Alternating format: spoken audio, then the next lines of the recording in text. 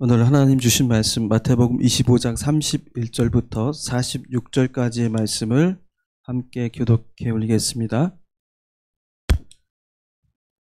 신약성경 43쪽에 있습니다. 31절부터 46절을 저와 여러분이 교독해 올리겠습니다. 인자가 자기 영광으로 모든 천사와 함께 올 때에 자기 영광의 보좌에 앉으리니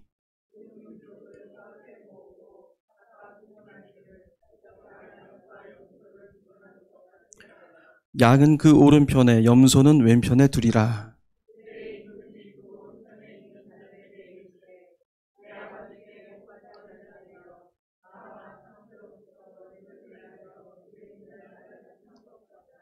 내가 줄일 때에 너희가 먹을 것을 주었고 목마를 때에 마시게 하였고 나그네 되었을 때에 영접하였고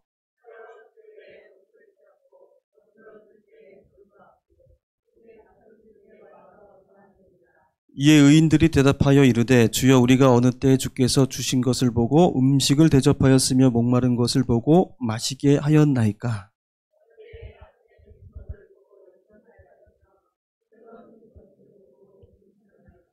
어느 때에 병드신 것이나 옥에 갇히신 것을 보고 가서 배웠나이까 하리니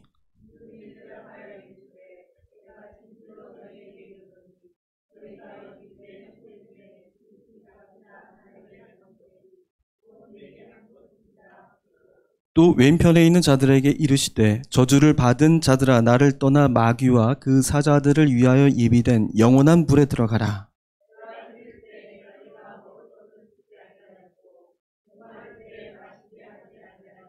나그네 되었을 때에 영접하지 아니하였고 헐벗었을 때에 옷 입히지 아니하였고 병들었을 때와 옥에 갇혔을 때에 돌보지 아니하였느니라 하시니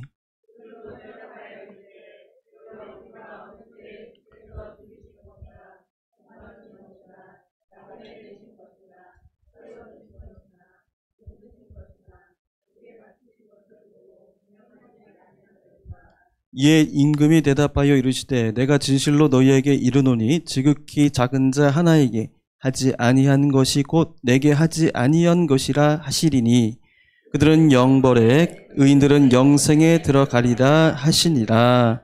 아멘. 예배에 참석하신 우리 성도님들 주님의 이름으로 축복하고 환영합니다.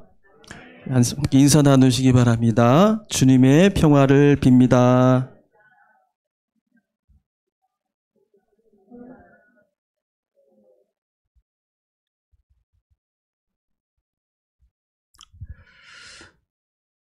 오늘 말씀은 최후의 심판에 관한 말씀이에요.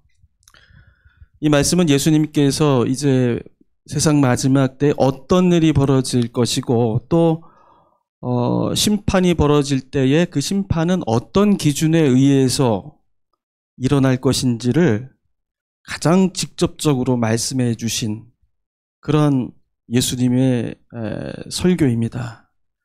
그렇기 때문에 대단히 중요한 말씀이라고 우리가 이 말씀을 들어야 하겠죠. 또 예수님께서 이제 6월절의 순환에 들어가시기 바로 직전에 이제 제자들에게 해 주신 말씀이기 때문에 이 말씀의 중요함이 더하다고 할 수가 있겠습니다. 심판의 때에 어떤 일이 벌어진다고 말씀합니까? 마지막 심판의 때에 목자가 양과 염소를 가르듯이 모든 사람들을 오른쪽과 왼쪽으로 갈라놓을 것이라고 그렇게 말씀합니다. 이 표현은 양과 염소를 갈라놓는다는 이것은 굉장히 비유적인 표현이죠. 이것은 당시에 목자들이 목축을 하는 그런 방식과 관련이 있는 그런 말씀이에요. 목자들은 낮에 초장에서 양과 염소를 같이 풀어놓고 그렇게 방목을 합니다. 그런데 밤에 우리에 들여보낼 때는 어떻게 해야 돼요? 양이 들어갈 곳과 염소가 들어갈 곳이 정해져 있는 거예요. 그죠? 섞어 놓으면 안 되는 겁니다. 그거는 이제 양과 염소의 생리에도 관련이 있는 문제예요. 양은 털이 있잖아요. 그죠? 따뜻한 곳에서 살기가 어려워요. 좀 서늘하고 시원한 것을 좋아합니다. 염소는 반면에 다른 좀 더 따뜻하게 보온을 해줘야 되는 그런 동물이에요. 그러니까 목자, 정직한 목자라고 한다면, 참다운 목자라고 한다면 아무렇게나 그렇게 한 곳에다 몰아놓지 않는 법이에요. 참 목자라고 한다면 반드시 낮에는 양과 염소가 구분이 없지만 밤에는 반드시 오른쪽과 왼쪽으로 양이 가는 곳과 염소가 가는 곳으로 그 거처가 구별되어야 한다는 것입니다. 마지막 때 그 심판은 바로 이와 같다는 것이죠. 목자가 양과 염소를 오른쪽 왼쪽으로 갈라놓듯이 마지막 때에도 모든 사람들이 이와 같이 왼쪽과 오른쪽으로 나뉘어서 심판을 받게 된다는 것입니다. 오른쪽에 서는 사람들은 누구인가요? 바로 구원받는 사람들을 말하는 겁니다. 34절에 이렇게 나와 있죠. 같이 읽어볼까요? 네, 그때 내 아버지께 복받을 자들이여 나와 창세로부터 너희를 위하여 예비된 나라를 상속받으라. 예. 하나님의 나라를 상속받는 자들이라 이렇게 말씀합니다. 그 상속받을 수 있는 그 이유가 뭐라고 나와 있어요? 그 이유가 형제들 중에 지극히 작은 자 하나를 영접했기 때문이다라고 그렇게 말씀합니다. 이제 그 한쪽에 다른 한편에 선 사람들이 있어요. 왼쪽에 선 사람들인데 이 사람들은 저주받은 사람들이에요. 영원한 벌에 들어가야 될 사람들입니다. 41절에 이렇게 나와 있습니다. 저주를 받은 자들아 나를 떠나 마귀와 그 사자들을 위하여 예비된 영원한 불에 들어가라. 예. 그들이 영원한 벌에 들어가게 되는 그 이유도 마찬가지예요. 내 형제들 중에 지극히 작은 자 하나를 영접하지 않았기 때문에 그 죄 때문에 영원한 벌에 들어간다. 왼쪽에 서게 된다라고 말씀합니다.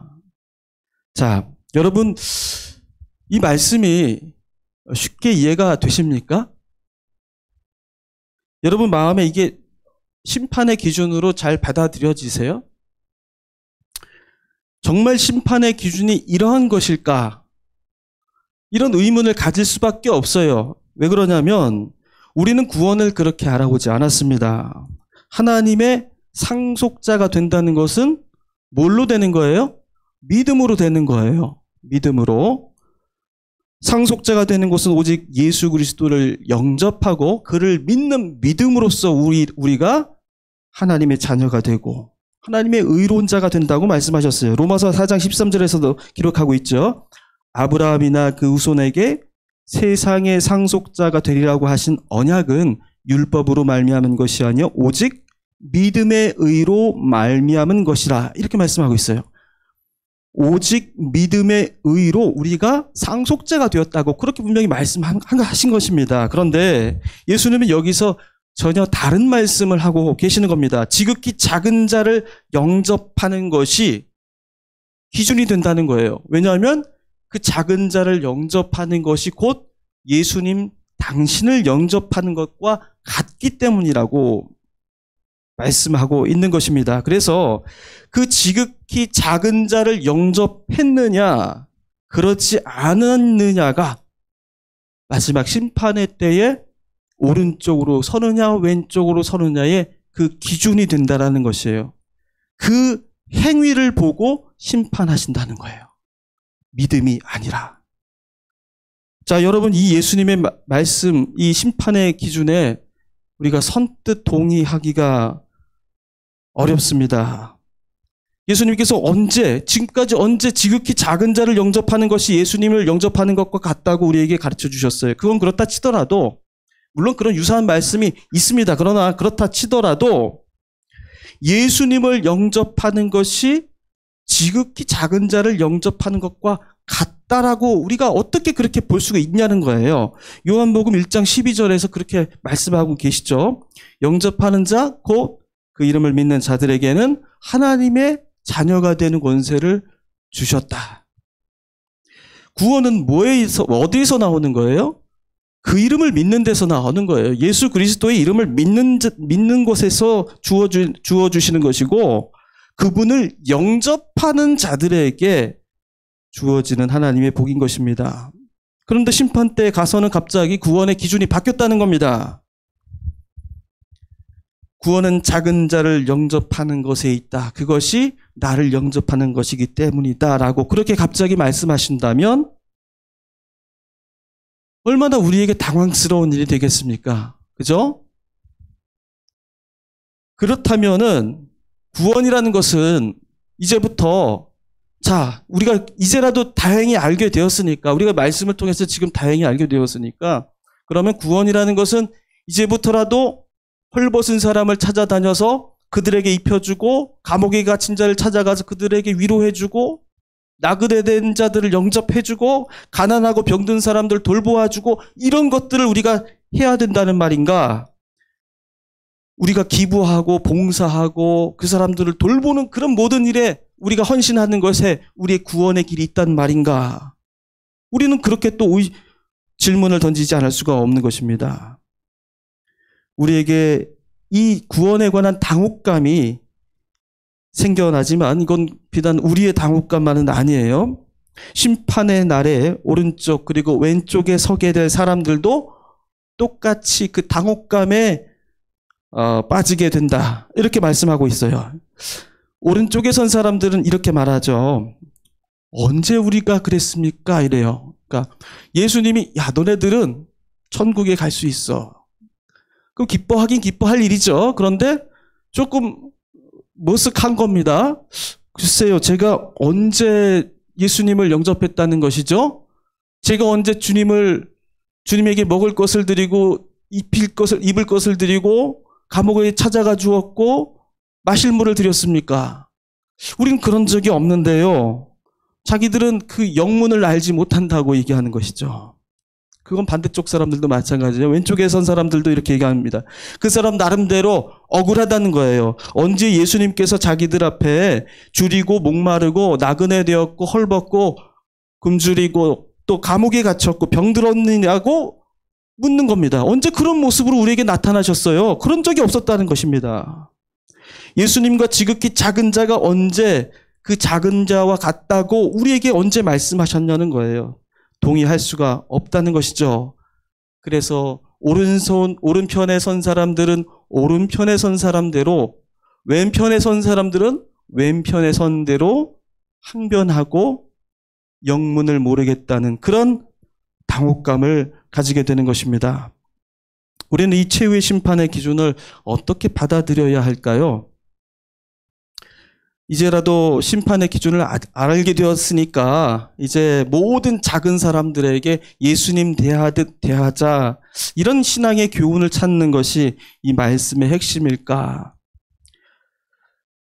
오늘 말씀이 우리에게 전하려고 하는 가장 중요한 뜻은 그런 것이 아닙니다. 단지 지극히 보잘것없는 사람들을 돌보라는 그런 윤리적이고 도덕적인 그런 명령이 아닙니다.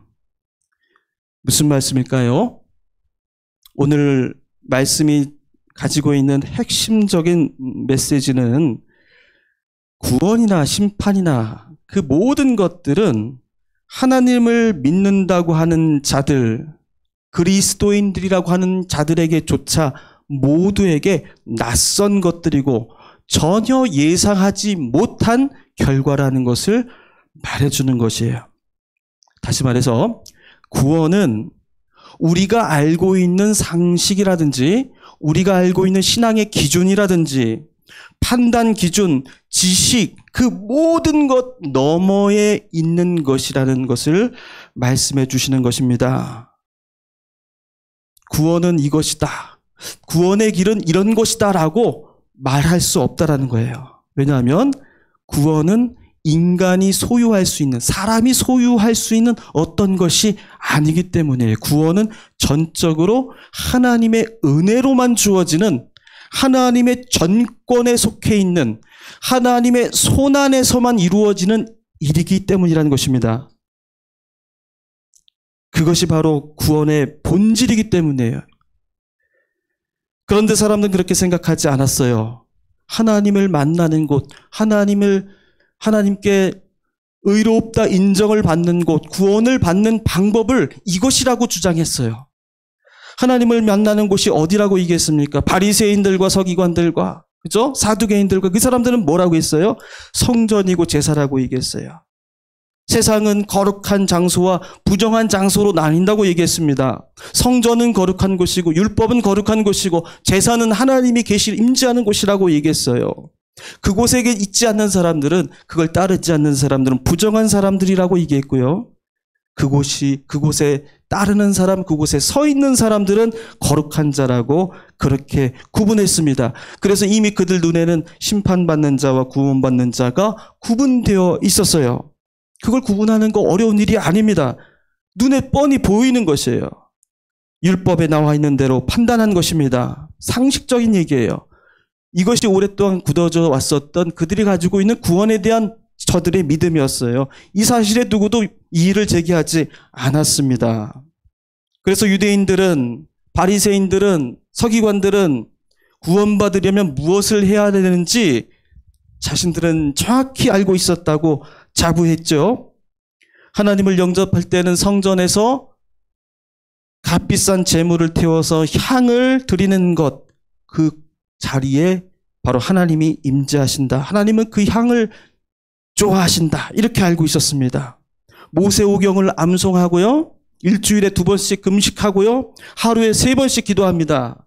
그렇다고 그들에게 행함이 없는 것이 아니에요. 행함도 열심히 해요. 가난한 자에게 적선하는 것도 빠지지 않고 하루에 꼬박꼬박 지켜 행했습니다. 구원에 관해서만큼은 그들은 박사들이었어요. 유대신학만큼 철저하게 그 구원에 관한 그 법칙을 모르는 자들이 없었어요. 이들은 그렇게 구원의 법칙을 행함으로 그들이 받을 상급이 뭔지까지도 정확하게 알고 있었던 것입니다. 그런데 예수님께서는 전혀 다른 말씀을 하고 계시는 것이죠. 하나님은 그곳에 있는 것이 아니라 너희들이 말하는 것처럼 성전의 그 지성소에 있는 것이 아니라 제물을 태우는 그 연기 속에 있는 것이 아니라 너희들이 정반대 더럽고 추악하고 죄가 가득한 곳이라고 말했던 그 병든 곳, 감옥에 갇혀서 죄에 빠져 있는 회개하기도조차 어려운 그 상죄인들, 비난받았던 그들, 옥에 갇힌 자들, 가난한 자들, 그 사람들 속에 하나님이 계신다라고 예수님께서는 이렇게 말씀하고 계시는 겁니다. 제물을 하나님께 드릴 때만이 아니라 헐벗고 배고픈 사람, 부정한 사람을 만날 때, 비난받아야 할 사람들을 만날 때, 그들과 함께 밥을 먹고 마실 때에 그 자리에도 하나님은 임재하신다라고 말씀하시는 거예요. 하나님을 영접하고 만나는 것은 성전과 제사만이 아니라 금기, 부정, 죄가 넘쳐나는 정죄당하는 그 모든 자리에 하나님은 계시다고 말씀하는 것입니다. 여러분, 무슨 말씀이에요, 이게? 이걸 가지고 우리가 또 오해할 수가 있어요. 그러면은 하나님은 가난한 사람들 속에 있다는 말이구나. 우리가 그걸 다시 그렇게 또 오해할 수가 있습니다. 그래서 예수님이 가난한 자들과 이렇게 함께 하셨구나. 그건 또 다른 오해예요. 하나님이 가난한 자들에 계시다라고 말하는 것은 바리새인들이 하나님은 성전에 계시다라고 말하는 논리와 똑같아진다는 것입니다. 아까 뭐라고 그랬어요? 구원은 우리 인간이 소유할 수 없는 하나님의 전권에 속해 있는 문제예요. 그런데 우리가 구원에 대한 공식을 정해놓고 그 통로를 정해놓고 이 방법대로 따라가면 우리는 구원의 길이 이룰 수 있구나라고 우리가 판단하고 거기에 대한 지식을 굳혀놓는 이상 그것은 하나님께서 결코 구원의 길로 삼지 않으신다는 것입니다.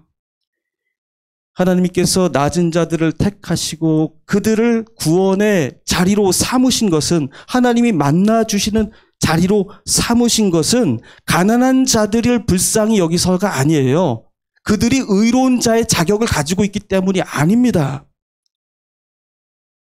하나님의 자리, 하나님의 권한 속에 있는 그 구원을 인간 자신이 자신의 것으로 소유하려고 하는 순간 하나님은 그 소유권을 박탈시키는 거예요. 그 박탈시키는 방법이 뭐예요? 우리 인간이 생각하고 있었던 구원의 길의 정반대 길로 가신다는 것입니다. 고린도전서 1장 27절을 한번 읽어보도록 하겠습니다. 주보에 안 나와 있어요. 262페이지에 있어요. 고린도전서 1장 17절. 고린도전서 1장 17절 함께 읽어보겠습니다. 시작. 그리스도께서 나를 보내심은 세례를 베풀게 하려 하심이 아니요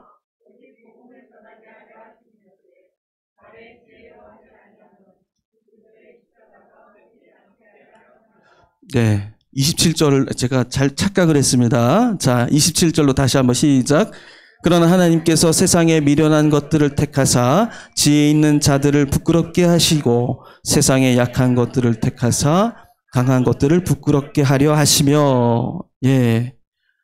자, 하나님께서 가난한 자를 선택하시고 미련한 자를 선택하시고 비천한 자를 선택하셨어요. 천한 것들을 선택하셨어요. 왜 그러셨다고 했어요? 부끄럽게 하시려고요.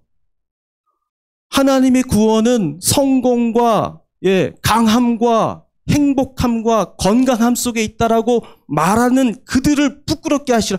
아니, 나 이제 거기가 아닐 거야. 아닐래. 너가 생각하는 것이 틀렸어. 왜? 너가 그 구원을 소유하려 하기 때문에 나는 그 방법을 택하지 않으시겠다는 거예요. 구원의 권한이 인간의 손 안에 들어오는 것을 용납하지 않으시겠다는 것입니다. 하나님께서는 바로 인간의 구원이 인간의 손 안에 쥐어지게 될 때에 하나님께서는 그 권한을 송두리째 무효화시키고 없애버리십니다. 그 방법이 바로 부정하다고 여긴 자들, 가난하다고 한 자들, 실패했다고 여기는 자들, 죄 있다고 정죄받는 자들을 그들을 오히려 높이 세우심으로 지혜 있고 힘 있다고 생각하는 그들을 부끄럽게 만드신다는 것입니다. 자, 그래서 가난한 자들, 헐벗은 자들, 굶주린 자들, 옥에 갇힌 자들, 병든 자들을 찾아주고 그것이 곧 내게 한 것이고 그것이 심판의 기준이 된다라는 것은 바로 무슨 말씀입니까? 하나님께서는 구원의 방식, 구원의 모든 우리가 알고 있는 지식들을 넘어서 그 모든 권한과 권세를 하나님이 주장하신다는 것을 말씀해 주고 계시는 것입니다. 하나님은 우리가 정해놓은 그러한 울타리 안에 계신 분이 아니란 말이에요. 하나님을 만나는 것은 종교의 의식이나 형식이나 그런 제도 안에 결코 들어있지 않다는 것입니다. 하나님은 성전에도 계실 수 있습니다. 그러나 성전에만 계시다라고 말하는 그들을 향해서 성전 밖에도 계심을 드러내 주시는 거예요. 하나님을 믿는 자의 징표는 건강과 행복과 성공과 부유함과 번영이라고 말하는 그들을 향해서 하나님은 실패한 자들을, 병든 자들, 힘없는 자들, 손가락질 받는 자들 편에 서셔서 그들을 높은 자리에 세우신다는 것입니다. 예배를 우리가 구원의 안전한 길이라고 생각하고 있습니까? 그렇다면 그 예배는 하나님을 영접하는 장소가 아니라 내가 그 신앙의 의무를 다하는 것으로 여기게 만드는 그런 신앙의 함정이 될 수 있다는 거예요. 헌신과 봉사를 우리가 구원의 길이라고 믿습니까? 그렇게 믿는 순간 그 헌신과 섬김과 그 봉사는 하나님과의 그 관계를 단절시키는 무서운 시험이 된다는 것입니다. 우리가 오해하지 말아야 될 것이 있어요. 우리를 구원하는 것은 종교가 아닙니다. 정답이라고 믿었던 신앙의 형식은 우리를 결코 구원해 주지 않습니다. 하나님을 만나고 부활하신 예수님을 영접하는 것은 우리가 우리의 지식과 우리의 생각대로 그어놓은 신앙과 불신앙, 선과 악, 경건과 세속, 이 모든 틀에서 벗어나서 그 모든 것에 운행하시는, 그 모든 것 위에서 운행하시는 자유로우신 영이신 우리가 하나님을 만나는 것, 그 속에 우리는 구원을 경험할 수 있다는 거예요. 그래서 예수 그리스도께서 우리에게 어떻게 오신 것입니까? 모든 사람들이 다 그렇게 믿었죠. 우리를 구원하실 메시아는 다윗의 혈통이어야 하고 베들레헴에서 나셔야 했고 유대인의 왕으로 오셔야 한다는 것이 그 사람들이 믿었던 공식이었습니다. 그게 아니면 믿을 수가 없다는 거예요. 그러나 하나님께서는 예수님을 우리에게 어떤 방식으로 보내셨어요? 다들 그렇게 믿고 있으니까 정반대의 길로 우리에게 보내주신 거예요. 마리아에게 나게 하셨어요. 그것도 성령으로 잉태하게 하셨어요. 베들레헴의 왕자에서 나신 것이 아니죠. 마국간에서 태어나게 하셨던 것입니다. 목자들로부터 경배를 받게 하신 거예요. 우리의 구원자는 위풍당당하게 왕위에 오르시는 분이라는 그런 고정관념을 넘어서 힘없이 약한 모습으로 십자가에 오르셔야 했던 그런 어린 양의 모습으로 이 세상에 오신 것입니다. 그래서 메시아께서 세상에 오실 때도 또 돌아가실 때도 많은 이들이 예수님을 만났죠. 예수님을 만났어요. 그러나 심지어 제자들도 예수님이 누구이신지를 알지 못했다는 거예요. 왜? 그 사람들 마음속에 뭐가 있었기 때문에? 메시아에 대한 자기 고집이 있었기 때문에, 메시아에 대한 자기 신념이 있었기 때문에, 메시아에 대한 자기 지식이 자신을 지배했기 때문이에요. 아무리 예수 그리스도께서 많은 이들에게 기적을 베푸시고 하나님의 복음을 증거해 주시고 모든 것을 다 보여주셨죠. 그러나 그들은 알지 못해요. 눈이 어두워서 볼 수가 없었던 것입니다. 자신을 지배했던 더 큰 것들이 자신의 삶을 누르고 있었기 때문이에요. 하나님은 부활하신 예수님은 우리의 생각과 판단 속에서 제약되실 수 있는 분이 결코 아니십니다. 자유하신 분이에요. 거룩과 세속의 경계 너머에 계십니다. 세상과 교회의 경계에 머물러 계시지 않으세요. 모든 것을 초월해 계십니다. 그러니 하느님이시고 그러니 전능하신 분이라고 우리가 고백하는 것입니다. 우리가 주님을 만나는 것, 그래서 우리는 어떻습니까? 주일날 예배를 지키는 것만으로 부족하다는 거예요.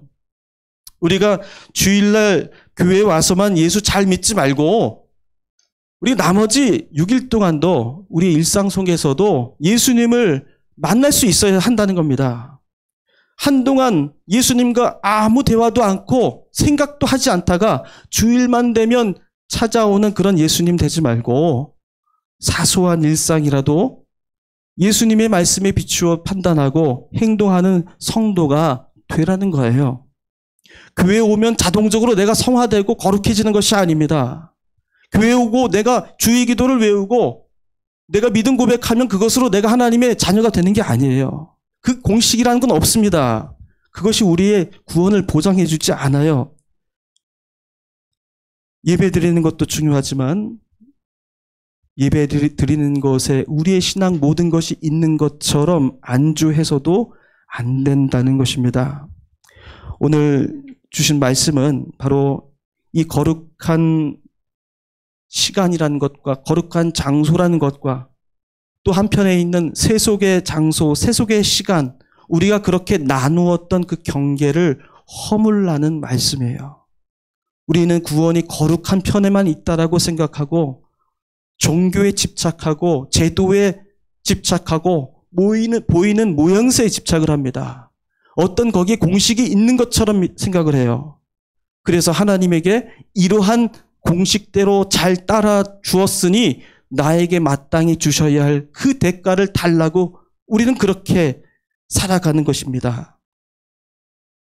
하나님을 만나고 예수님을 만나는 일은 바로 그 거룩함의 경계라고 믿어왔던 고정된 그 생각을 무너뜨림으로써만 이루어지는, 그래서 왼쪽에 있는 사람도 오른쪽에 있는 사람들도 몰랐던 것처럼 누구나 뜻밖의 놀람에 불현듯 우연히 우리에게 찾아오는 놀라운 경험이 바로 이 구원의 사건이 되어야 한다는 것입니다. 신앙의 자리와 일상의 자리를 구분하지 말라는 말씀이에요. 하나님과 아무런 상관도 없어 보이는 그런 일들이 우리 삶 속에 너무나도 많죠. 돈을 버는 일, 사업하는 일, 그렇죠. 공부하는 일, 자녀들 키우고 사람들 만나는 일. 여러분, 이런 것들이 하나님의 구원과 우리가 하나님의 자녀가 되고 상속자가 되는 것과 무슨 상관이 있겠어요? 하나님의 상속자가 되려면 적어도 예배당에 나와야 되는 것, 적어도 교인이 되어야 하는 것, 세례를 받아야 하는 것, 성서 일독은 해야 하는 것. 여러분, 이런 것들 안에만 있다고 우리 생각하지 않습니까? 그런데 하나님과 상관없는 그 모든 자리에 정말 이거는 하나님과 아무 상관없는 일이야 라고 하는 그런 자리에도 하나님이 있는 것처럼 우리는 신앙의 길을 가야 한다는 것입니다. 그 자리가 초라하고 보잘것없고 또 누군가는 속된 자리라고 말하는 사람들도 있습니다. 구원과 아무 상관없는 자리에 분명히. 그러나 그 자리가 놀랍게도 영문을 몰라요. 놀래요. 그런 줄 몰랐다는 겁니다. 바로 그 자리가 하나님을 영접하고 예수님을 만나는 자리가 된다는 것입니다. 여러분, 우리 무슨 변화가 있어야 하겠습니까? 우리에게 뿌리 깊은 이분법적 사고가 있어요. 건강과 행복은 축복이죠. 질병과 고통은 저주라고 그렇게 생각을 해요. 일이 안 풀리면 하나님이 벌 주신 거고 일이 잘 되면은 하나님의 축복이라는 그런 생각들을 우리가 곧잘 갖습니다. 부유함은 하나님의 은총이고 가난은 저주라는 생각이 우리를 지배하고 있어요. 그렇죠? 부정할 수가 없잖아요. 그래서 우리는 가난해서 부유함으로 가고 싶어 하는 거고 질병에서 건강으로 가고 싶어 하는 거 아니겠습니까? 그러나 그렇지 않다라는 거예요. 우리에게 구원받은 징표는 부유함, 성공, 건강 이런 것이 아니라는 겁니다.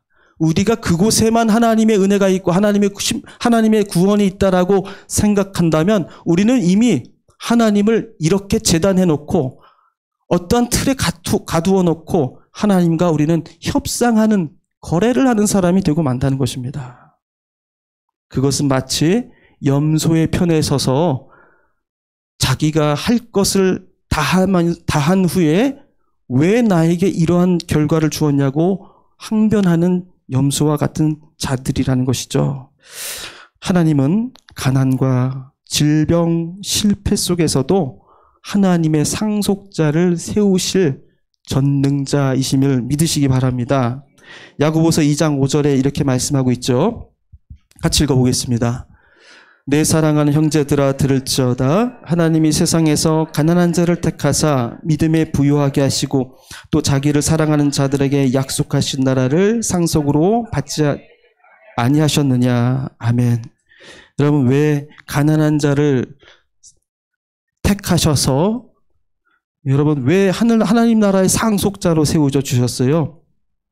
이유가 없는 거예요. 가난이 고상하고 좀 그런 게 대단한 것이 있어서 그런 게 아닙니다. 가난한 사람들이 좀 더 불쌍해서 긍휼히 여겨서 그런 게 아니에요. 가난한 자가는 저주받았고 가난한 자들은 더 이상 쓸모가 없는 존재라고 세상이 그렇게 지탄할 때 하나님은 오히려 그 가난한 자를 일부러 택하신 겁니다. 택하셔서 믿음이 부유하게 하셨고 약속하신 나라를 상속받을 수 있도록 가장 먼저 된 자로 만드셨다는 거예요. 부유와 성공만을 구원으로 삼은 사람들에게 하나님께서는 그 모든 관계를 역전시켜 주시는 그 은혜를 우리에게 주신 것입니다. 여러분, 건강과 성공과 행복을 주시면 여러분 감사함으로 하나님께 영광 돌리시기를 바랍니다. 그러나 질병과 실패와 시련에서도 하나님을 만날 수 있는 믿음이 필요합니다. 그 믿음은 하나님이 모든 일의 주관자이시고 결정권자라는 그 고백에서 나오는 믿음이에요. 하나님은 성공 속에서도 계시지만 실패 안에서도 우리와 함께 계신다는 그 고백에서 나오는 겁니다. 하나님은 건강함 속에서도 우리에게 축복을 주시지만 질병 속에서도 우리에게 구원의 길을 보여주시는 분이라는 그 신실함에 대한 고백에서 나오는 거예요. 여러분, 세상 일을 내 감정과 내 기분대로, 내 지식대로, 내가 아는 바대로, 내가 경험한 대로 판단하지 마시기 바랍니다. 그 모든 고난을 하나님께 돌려드리는 여러분들 되시길 바랍니다. 진실로 우리가 예수를 만나는 그러한 해림교회가 되기를 바랍니다. 우리 일상 속에서 하나님과 무관하다고 생각했던 그 자리에서 예수님의 길을 진정으로 찾아나갈 수 있는 그런 결단을 드리는 그 모험의 길로 나아가는 교회가 되기를 바랍니다. 세상 모든 교회가 그런 안전한 길, 눈에 보이는 길만을 쫓아갑니다. 그러니 성공과 부유함과 어떤 그 규모에 따라가고 그것만을 추구하는 교회가 되지 않았습니까? 우리는 정말 진정한 예수님을 만날 수 있는, 그러므로 정말 우리 안에 모든 삶의 순간순간마다 우리와 함께 계시는 예수님의 그 진실한 사랑과 구원의 축복을 우리 모두가 생생하게 느끼고 간증할 수 있는 우리 모든 교인 여러분들 되시기를 주님의 이름으로 축원합니다. 기도하겠습니다.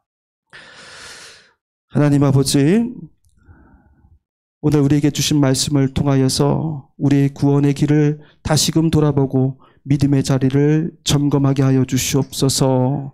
우리에게 주신 모든 은혜에 감사할 뿐더러 또한 우리에게 주어지는 역경과 시련 속에서도 주님의 역사하심을 바라볼 수 있는 믿음의 눈을 허락하여 주시옵소서. 그리하여서 우리에게 주어진 모든 시련들과 어려움들을 능히 믿음으로 극복하게 하여 주시고 하늘나라의 영광의 길에 참여하는 모든 자들이 되게 하여 주시옵소서. 예수님의 이름으로 기도하옵나이다. 아멘.